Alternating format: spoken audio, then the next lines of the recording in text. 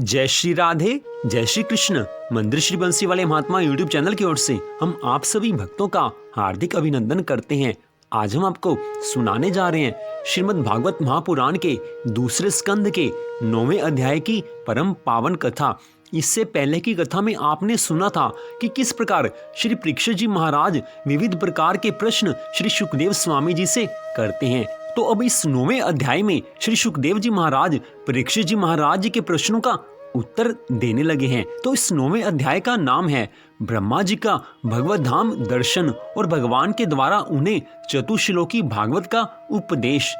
बोल श्री राधा कृष्ण भगवान की जय। बोल श्रीमद् भागवत महापुराण की जय। श्री सुखदेव जी महाराज कहने लगे, हे परीक्षित, जैसे स्वप्न में देखे जाने वाले पदार्थों के साथ उसे देखने वाले मनुष्य का कोई संबंध नहीं होता, वैसे ही इस शरीर का आत्मा के साथ कोई संबंध नहीं होता। लेकिन इस शरीर में आत्मा रूप से परमपिता परमात्मा भगवान विराजमान है। लेकिन यह शरीर नष्ट हो जाता है, आत्मा कभी नष्ट होता नहीं है। हे राजन, संसार में मनुष्य के जितने भी संबंध होते हैं वो शरीर के साथ ही होते हैं। हमारे शरीर के कारण ही हमारा दूसरे से संबंध, कोई रिश्ते नाते बनते हैं। लेकिन मनुष्य भूल यहाँ कर बैठता है कि वो उन रिश्ते नातों को आत्मा के साथ रिश्ते मानकर बैठ जाता है। लेकिन वो रिश्ते नाते केवल शरीर के साथ होते हैं। श्री सुखदेव जी महाराज कहने लगे, हे राजन, जब आदि निरंकार परमेश्वर की नाभि से एक कमल का फूल पैदा हुआ और उस फूल से ब्रह्मा जी प्रकट हुए, उस वक्त ब्रह्मा जी ने ये बात जाननी चाहिए कि मैं किस जगह से पैदा हुआ हूँ। जब बहुत विचार करने पर भी वे इस भेद को नहीं जान सके, तब वे मन मारकर उसी फूल पर बैठ गए। इस कथा से यह बात अच्छी प्रकार समझ लेनी चाहिए कि श्री नारायण भगवान की माया ऐसी बलवान है कि उस माया के बंधन में बंधकर स्वयं ब्रह्मा जी भी उसका भेद नहीं जान सकते हैं। तो जब ब्रह्मा जी भी माया के भेद को नहीं जान सकते तो हम साधारण मनुष्यों की तो बात ही क्या है, संसारी जीवों की तो क्या शक्ति है कि वो परब्रह्म प्रभु की लीलाओं के आदि अंत तथा भेद को समझ सके। भगवान की लीलाओं को और भगवान की माया को कोई समझ नहीं सकता है। जब तक भगवान स्वयं व्यक्ति को ज्ञान ना दें तब तक कोई परमात्मा को जान नहीं सकता है। हे राजन, तीनों लोकों के परम गुरु आदिदेव ब्रह्मा जी अपने जन्म स्थान कमल पर बैठकर सृष्टि करने की इच्छा से विचार करने लगे, परंतु जब उन्हें ज्ञान प्राप्त नहीं हुआ तो उन्हें बहुत चिंता सताने लगी। एक दिन वे यही चिंता कर रहे थे कि उनको तप ये अक्षर सुनाई देने लगे। इससे ब्रह्मा जी ने जान लिया कि कोई उनको तपस्या करने का आदेश दे रहा है। 2 बार तप शब्द सुनकर आज ब्रह्मा जी तपस्या करने को तैयार हो रहे हैं। हे परीक्षित, महात्मा लोग इस तप को ही त्यागियों का धन मानते हैं। ब्रह्मा जी ने वक्ता को देखने की इच्छा से चारों ओर देखा कि इस तप शब्द को किसने बोला है, लेकिन कोई दिखाई न पड़ा। वे अपने कमल पर बैठ गए और सोचने लगे कि मुझको तो तप करने की आज्ञा प्रत्यक्ष मिली है। ऐसा निश्चय कर उसी में अपना हित समझकर उन्होंने अपने मन को तपस्या में लगा दिया। ब्रह्मा जी तपस्वियों में सबसे बड़े तपस्वी हैं, उनका ज्ञान अमोघ है। उन्होंने उस समय 1 सहस्त्र दिव्य वर्ष पर्यंत एकाग्र चित्त से अपने प्राण, मन, कर्मेंद्रिय और ज्ञान इंद्रियों को वश में करके ऐसी तपस्या की जिससे वे समस्त लोगों को प्रकाशित करने में समर्थ हो सके। उनकी तपस्या से प्रसन्न होकर भगवान श्री नारायण जी ने उन्हें अपना वह लोक दिखाया जो सबसे श्रेष्ठ है और जिससे परे कोई दूसरा लोक नहीं है। उस लोक में किसी भी प्रकार के क्लेश, मोह और भय नहीं है। जिन्हें कभी एक बार भी उसके दर्शन का सौभाग्य प्राप्त हुआ है वे देवता बार बार उसकी स्तुति करते रहते हैं। वहाँ रजोगुण, तमोगुण और इनसे मिला हुआ सत्वगुण भी नहीं है। वहाँ न काल की दाल गलती है, न माया ही वहाँ पर कदम रख सकती है। फिर माया के बाल बच्चे तो वहाँ जा ही कैसे सकते हैं। वहाँ तो केवल भगवान के पार्षद निवास करते हैं, जिनका पूजन देवता और दैत्य दोनों ही करते हैं। उनका उज्जवल आभा से युक्त श्याम शरीर, शतदल कमल के समान कोमल नेत्र और पीले रंग के वस्त्र से शोभायमान है। अंग अंग से राशि राशि सौंदर्य बिखरता रहता है। वे कोमलता की मूर्ति हैं, सभी के चार चार भुजाएं हैं। वे स्वयं तो अत्यंत तपस्वी हैं ही, मणि जटित स्वर्ण के प्रभा में आभूषण भी धारण किए रहते हैं। उनकी छवि मूंगे व दूरे मणि और कमल के उज्जवल तंतु के समान है। उनके कानों में कुंडल, मस्तक पर मुकुट और कंठ में मालाएं शोभायमान हैं। उस वैकुंठ लोक में लक्ष्मी जी सुंदर रूप धारण करके अपनी विविध विभूतियों के द्वारा भगवान के चरण कमलों की अनेक प्रकार से सेवा करती रहती हैं। कभी कभी जब वे झूले पर बैठकर अपने प्रियतम भगवान श्री नारायण जी की लीलाओं का गायन करने लगती हैं, तब उनके सौंदर्य और सुरभि से उन्मत्त होकर भंवरे स्वयं उन लक्ष्मी जी का गुणगान करने लगते हैं। आज ब्रह्मा जी उस वैकुंठ लोक को देखकर आनंद में मग्न होने लगे हैं। उनके आनंद की सीमा का कोई पारावार नहीं रहा है, क्योंकि जिनको भी भगवान के वैकुंठ धाम के दर्शन हो जाएं, वो तो उस आनंद को किसी को बतला ही नहीं सकते। आज हम कलयुग के लोग सोचते हैं कि जिसके पास सबसे ज्यादा पैसा है वही सुखी है, जिसके पास सबसे ज्यादा ऐश्वर्य है वही सुखी है, जो सुंदर है वही सुखी है, जिसके पास ढेरों बंगले गाड़ी नौकर चाकर हैं वही सुखी है, जिसके पास बड़ा बैंक बैलेंस है वही सुखी है। हम तो ये सोचते हैं, लेकिन भगवान तो कुछ और ही कहते हैं। भगवान तो स्पष्ट कहते हैं, आज ब्रह्मा जी स्पष्ट कहते हैं कि धन्य हैं भगवान के भक्त जो अपनी भक्ति के द्वारा इस वैकुंठ लोक में प्रवेश कर जाते हैं। आज ब्रह्मा जी उस वैकुंठ लोक को देखकर गदगद हो गए हैं। हम संसार के लोग तो सोचते हैं कि संसार से ज्यादा सुख कहीं हो ही नहीं सकता, लेकिन यहाँ का सुख तो कुछ क्षण में ही दुख में बदल जाता है। हम धन वैभव सुख संपत्ति को सबसे बड़ा ऐश्वर्य मानते हैं, सबसे बड़ा सुख मानते हैं, लेकिन ये सुख तो कभी भी दुख में बदल सकता है। और आप सबने देखा होगा कि आज जो बड़ा धनवान है, आज जो बड़ा सुखी है, कुछ ही दिनों बाद, कुछ ही क्षण के बाद वो दुखी भी हो जाता है। जब किसी का समय बदलता है तो बड़ा धनवान होने पर भी वो पल में निर्धन हो सकता है। इसलिए कहा गया है कि आपके पास जो कुछ भी है वो सब प्रभु की कृपा मानकर प्रभु की भक्ति में लीन रहिए,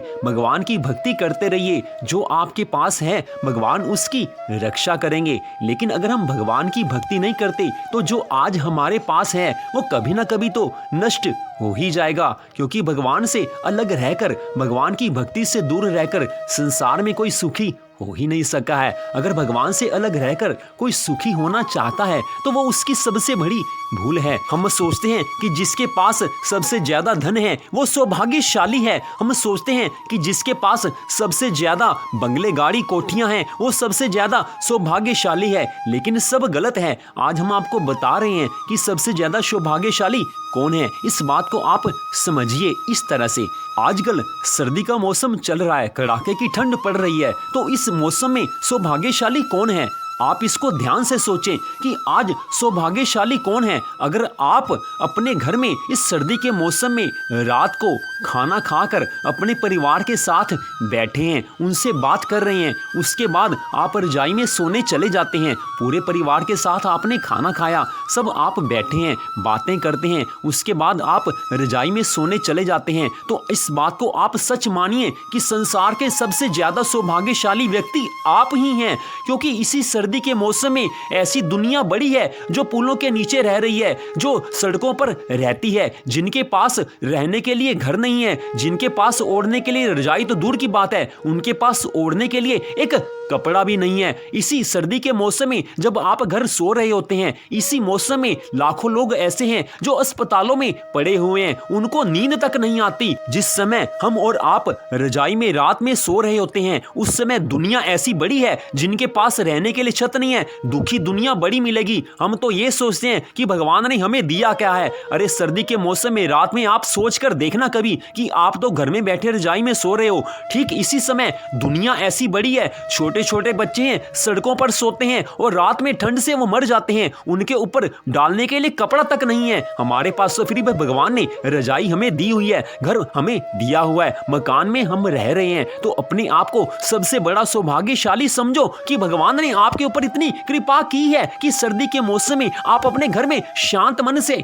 बैठे हो। ठाकुर जी तो बड़ी कृपा करते हैं, हम आप सब पर भगवान कृपा करते हैं, हम उसको समझ नहीं पाते। जो भगवान ने हमें दिया है, हो सकता है वो भी कुछ लोगों को ना दिया हो। हम ये सोचते हैं कि हमारे से बड़ा धनवान सामने रहता है, हमसे ज्यादा पैसे वाला सामने रहता है, लेकिन कभी नीचे भी देखना चाहिए कि जो आज हमारे पास है उससे भी कम कई लोगों के पास है। कुछ लोगों के पास वो भी नहीं है, वो भी तो जिंदगी जीते हैं, वो भी तो इस संसार में रह रहे हैं, वो भी तो मनुष्य हैं, लेकिन उनके पास ये सब नहीं है, लेकिन फिर भी वो भगवान का धन्यवाद करते हैं। लेकिन हमारे पास सब कुछ होते हुए भी हम भगवान को ताने मारने लगते हैं। सबसे बड़ा इंसान पाप उस समय करता है जब सब कुछ होते हुए भी वो भगवान को ताने मारता है कि हे प्रभु, तूने मुझे दिया ही क्या है, तूने मुझे दिया ही क्या है, मेरे से ज्यादा धन तो औरों के पास है, मेरे से ज्यादा बड़ा घर तो औरों के पास है, सबको सब कुछ मिला हुआ है, लेकिन तूने मेरे को दिया ही क्या है। हम भगवान को ये कई बार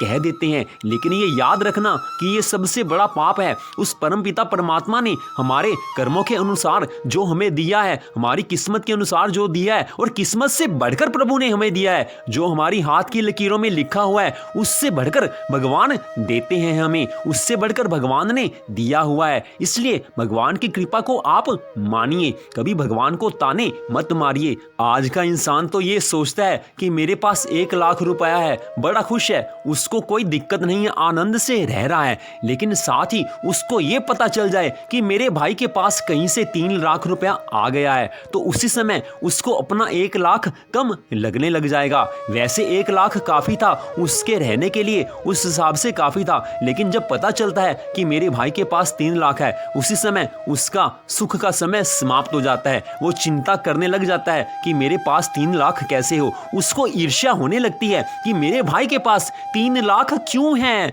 वो इसी दुख में पड़ा रहता है। ये तो आजकल इंसान के सोच विचार हो गए। जब सोच ऐसी है तो इंसान दुखी तो होगा, सुखी तो वो हो ही नहीं सकता।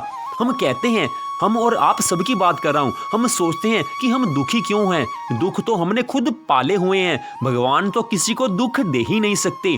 हम कई बार कहते हैं कि भगवान ने दुखी कर दिया, अरे भगवान के पास दुख है ही कहाँ। जिस दिन भगवान के पास दुख होने लग गया ना, उस दिन भगवान को कोई मानेगा ही नहीं। भगवान के पास तो दुख नाम की कोई चीज है ही नहीं है। भगवान तो आनंद स्वरूप हैं, जो भगवान का नाम भी लेते हैं उनका जीवन भी सुख में कटता है, तो भगवान दुख कैसे दे सकती हैं। दुख नाम की चीज भगवान के आसपास भी नहीं फटकती है। इसलिए भगवान को मानते रहिए, भगवान की कृपा मानते रहिए। जो भगवान को मानता है उसके हाथ की लकीरों में अगर कुछ ना भी हो तो भी भगवान उसको दे देते हैं। श्रीमद् भागवत महापुराण की कथा तो है ही ऐसी कि इसको सुनने से जीवन में आनंद के क्षण आ जाते हैं। मनुष्य का सुधार होगा तो इस कथा को सुनने से ही होगा।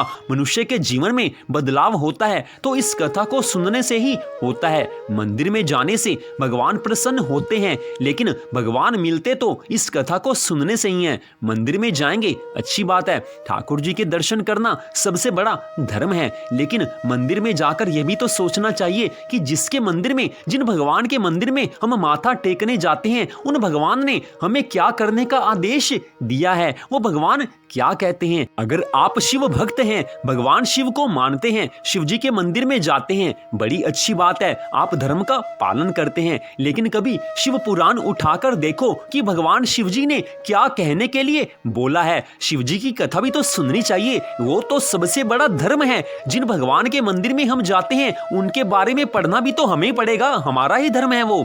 अगर आप भगवान कृष्ण के भक्त हैं, भगवान श्री कृष्ण के मंदिर में जाते हैं, बड़ी अच्छी बात है, धर्म का पालन करते हैं, लेकिन श्रीमद् भागवत महापुराण, श्री गर्ग संहिता, श्री ब्रह्म वैवर्त पुराण, ये ग्रंथ भी तो हमें ही पढ़ने पड़ेंगे। ये हमारे भगवान श्री कृष्ण जी के हैं, हमारे ठाकुर जी के हैं। भगवान श्री कृष्ण जी ने अर्जुन को गीता का उपदेश दिया था, वो भी तो हमें ही पढ़ना पड़ेगा। हमें जानना पड़ेगा कि भगवान क्या करने के लिए हमें बोल गए हैं, उन ग्रंथों में क्या लिखा हुआ है। जब तक आप उन ग्रंथों को नहीं पढ़ेंगे तब तक आप पूरा धर्म का पालन कर ही नहीं सकते। मंदिर में जाना धर्म है, लेकिन पूर्ण धर्म नहीं है। पूरा धर्म वही है जब जिसके मंदिर में हम जाते हैं उस भगवान की हम बातें माने, जो कि ग्रंथों को पढ़ने से ही, कथा को सुनने से ही हमें समझ में आ सकती हैं। अगर हम भगवान राम के भक्त हैं, और मंदिर में जाते हैं, बड़ी अच्छी बात है, लेकिन रामायण पढ़ना भी तो हमारा ही धर्म है। रामायण ग्रंथ को पढ़ना, रामायण की कथा को सुनना हमारा ही धर्म है। उसमें पता चलेगा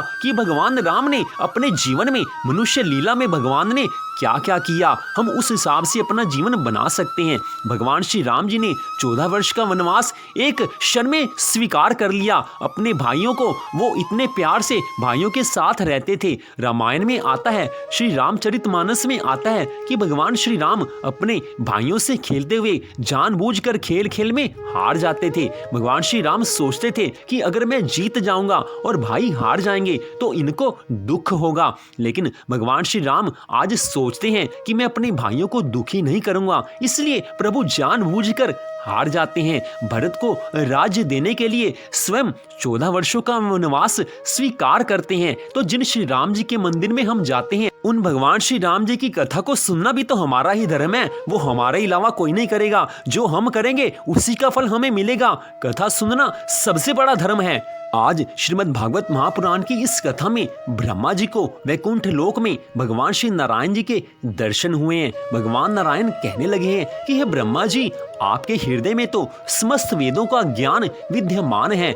आपने सृष्टि की रचना की इच्छा से दीर्घ काल तक तपस्या करके मुझे भली भांति संतुष्ट कर दिया है। मन में कपट रखकर योग साधन करने वाले मुझे कभी प्रसन्न नहीं कर सकते, लेकिन आपने भक्ति भावना से मुझे प्रसन्न किया है। आपका कल्याण हो, आपकी जो अभिलाषा हो वही वर मुझसे मांग लो, क्योंकि मैं मुंह मांगी वस्तु देने में समर्थ हूँ।